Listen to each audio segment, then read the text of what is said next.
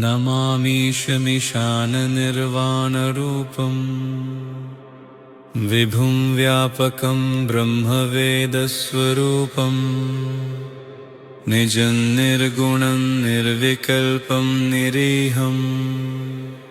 चिदाकाशमाकाशवासं भजेऽहम्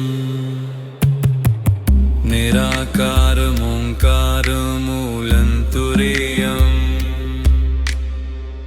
गिराज्ञानगोतीतमीशं गिरीशम्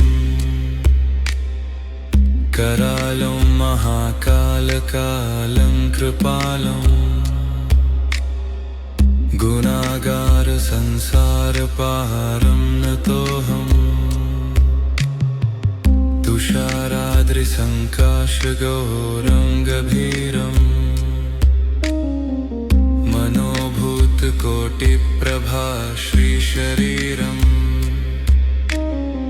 स्फुरन्मौलिकल्लोलिनी चारुगङ्गा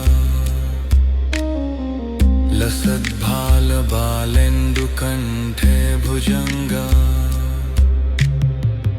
जलत्कुण्डलं भ्रूसुनेत्रं विशालम् प्रसन्नानननीलकण्ठं दयालम्